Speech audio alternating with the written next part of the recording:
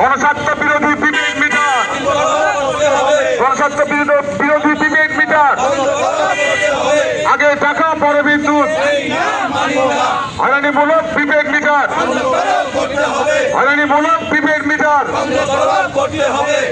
হয়রানিমূলক বিবেক metre, গণস্বার্থ বিরোধী বিবেক metre.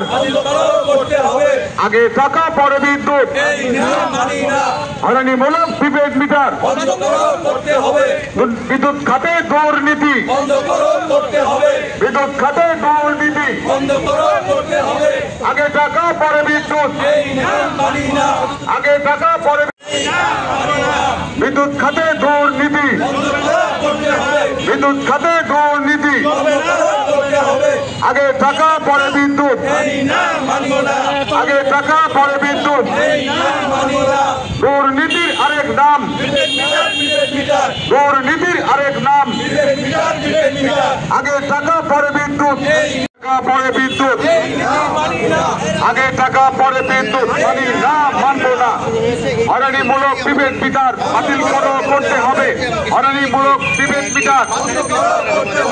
আগে টাকা পরে বিদ্যুৎ, আগে টাকা পরে বিদ্যুৎ, হয়রানিমূলক বিবেক মিটার। বিদ্যুৎ সংযোগ বিচ্ছিন্ন করতে হলে তাকে 15 দিন পূর্বে অবহিত করতে হবে, কিন্তু আপনি প্রিপেড মিটারে আপনার টাকা শেষ, সাথে সাথে আপনার বিদ্যুৎ বিচ্ছিন্ন হয়ে যাবে। এটা যে বিদ্যুৎ আইন, সে বিদ্যুৎ আইনেরও পরিপন্থী। আপনারা আরেকটা কথা জানেন যে বিদ্যুৎ হচ্ছে যে একটা সেবামূলক খাত, যার ফলে সরকার এখানে প্রচুর ভর্তুকি দিয়ে থাকে জনগণ যাতে সস্তায় বিদ্যুৎ পেতে পারে। কিন্তু আমরা বিগত যে হাসিনা সরকার, সেই সরকারে আমরা দেখেছি যে 2009 সাল থেকে যে বিদ্যুৎ উৎপাদনের যে প্রক্রিয়া পুরোটা বেসরকারি খাতে তারা ছেড়ে দিয়েছে, যার কারণে বিনা টেন্ডারে প্রায় যে অনেকগুলো কোম্পানিকে তারা বিদ্যুৎ খাতে ছেড়ে দিল। সেখানে আমরা দেখলাম যে কুইক রেন্টালের মাধ্যমে তারা বসিয়ে বসিয়ে লক্ষ লক্ষ কোটি টাকা তারা হাতিয়ে নিয়েছে। এই পর্যন্ত তারা 1,06,000 কোটি টাকা ক্যাপাসিটি চার্জ হিসেবে তারা নিয়ে গেছে। শুধু 1 টাকাও বিদ্যুৎ জনগণকে না দিয়েই তারা তোমাকে এটা করেছে। বাংলাদেশের বিদ্যুতের চাহিদা 14,000 মেগাওয়াট, কিন্তু আমাদের বিদ্যুতের যে সক্ষমতা প্রায় 27,000 মেগাওয়াট। 13,000 মেগাওয়াট আমাদেরকে বসিয়ে বসিয়ে টাকা দিতে হয়, যার কারণে আমাদের প্রতিনিয়ত বিদ্যুতের দাম বাড়ছে। কিন্তু সরকার, আমরা বিগত সরকারের সময় দেখেছি যে বিদ্যুতের দাম বাড়ানোর ক্ষেত্রে যে গণশুনানি হয়, সেই গণশুনানিতেও জনগণের যে রায়, সে রায় নেওয়া হয় না। সরকার একতরফাভাবে সিদ্ধান্ত নেয়। আজকে প্রিপেড মিটার যে চালুর যে সিদ্ধান্ত নিয়েছে, সেগুলো হচ্ছে জনস্বার্থ বিরোধী। এখানে জনগণের কোনো যে মানে তাদের যে ওপিনিয়ন, তাদের যে মতামত, সেগুলো নেওয়া হয়নি। যার কারণে আমরা এটা বিরোধিতা করছি এবং প্রিপেড মিটার আমরা বাতিলের যে আন্দোলন, আমরা এটা অবিলম্বে এটা বাতিল চাই। আমরা এটা কোনো মতেই আমরা এটা চালু হতে দিব না। আজকে আমাদের যে পদযাত্রা, সেই পদযাত্রা আমরা এখানে আমরা শুরু করি। ঠাকুরগাঁওবাসী, আসসালামু আলাইকুম। আগে টাকা পরে বিদ্যুৎ, এই নীতিতে আমরা বিশ্বাস না। আগে টাকা পরে বিদ্যুৎ, এই নীতিতে আমরা বিশ্বাসী না। আমরা ঠাকুরগাঁয়ে অত্যন্ত নিম্ন আয়ের মানুষ। আগে টাকা দিয়ে পরে বিদ্যুৎ এটা ব্যবহার করা যাবে না। আমরা মোবাইলে 500 টাকা রিচার্জ করি, কত টাকা কেটে নেয় আমরা জানি না। কত মেগাওয়াট আমরা ব্যবহার করি আমরা জানি না। প্রিপেড মিটারে আগে টাকা পরে বিদ্যুৎ কত টাকা কেটে নিবে এটা আমরা জানি না। ইতিপূর্বে আমাদের বক্তারা বলেছেন প্রিপেড মিটারের সুবিধা অসুবিধা।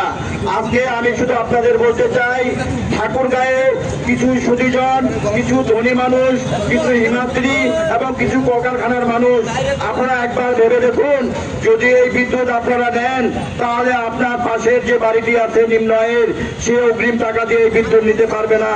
তার দুঃখে আপনি সামিল হন, তার সুখে আপনি সুখ ভোগ করুন। নিজে ভালো থেকে অন্যকে কষ্ট দিয়ে কোনো লাভ নেই।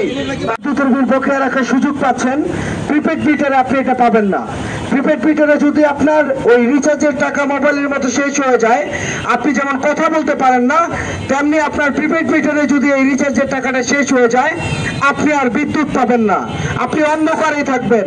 সেই ক্ষেত্রে আমাদের কাছে স্পষ্টত এটা একটা জুলুম মিটার, গরিবের উপর জুলুম। তো নেস্কো এই জুলুম আমরা কি মেনে নিব? জোরে বলেন, আমরা কি মেনে নিব?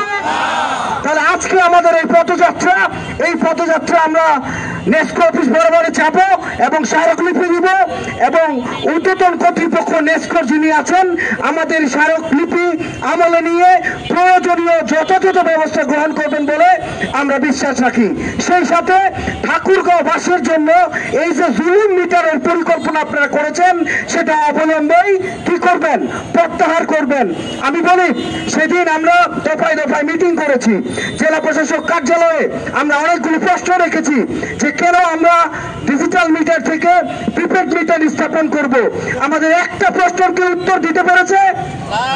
একটা প্রশ্নের উত্তর দিতে পারেনি।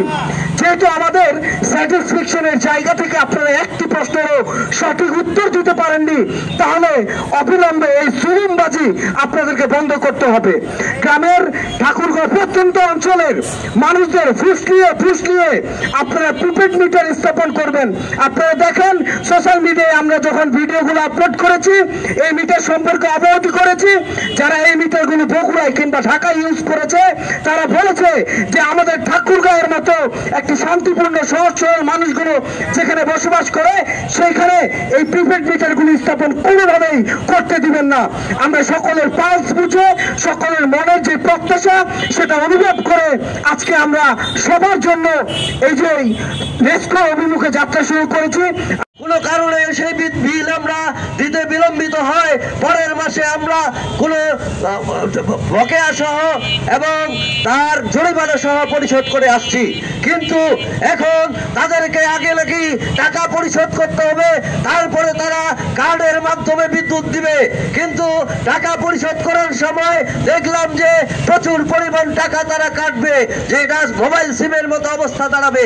আমরা দেখলাম যখন বিদ্যুৎ শেষ হয়ে যাবে তখন নাকি জরুরিভাবে বিশেষ টাকা ধার নেওয়া যাবে, সেখানে 200 টাকা নিলে তারা 50 টাকা করে কাটবে। আমাদের একজন গ্রাহক, একজন দরিদ্র মানুষ যদি মাসে 3 বার ধার নেয়, 3×50 150 টাকা তাদেরকে জরিমানা ঘুরতে হবে। আমরা শুনলাম যে বিদ্যুতের যে সংযোগটি আছে 1 কিলোওয়াট নিলে 1.1 হলে 1.1 যদি কোনো কারণে উঠে মিটারে তখনই তাৎক্ষণিক বিদ্যুৎ বন্ধ হয়ে যাবে। আবার 2 কিলোওয়াট নিলাম তখন 2.1 যদি উঠে তারপরেও বিদ্যুৎ বন্ধ হয়ে যাবে। তার মানে দাঁড়ায় যে মাসে 2 থেকে 3 বার আমাদেরকে ওই নেস্কো অফিসে ধর্ণা দিতে হবে। আমরা এই মিটার চাই না, আমরা এই প্রিপেড মিটার চাই না। আমরা যেভাবে আছি সেভাবেই আমরা আমাদের মিটার চালু করব, আমরা চলবো। কাজেই আজকের এই পদযাত্রায় ঠাকুরগাঁয়ের সংগ্রামী জনতাকে সবাইকে অংশগ্রহণ করার জন্য আহ্বান জানাচ্ছি। আমরা আর কিছুক্ষণের মধ্যে আমরা নেস্কো অভিমুখে পদযাত্রা করব।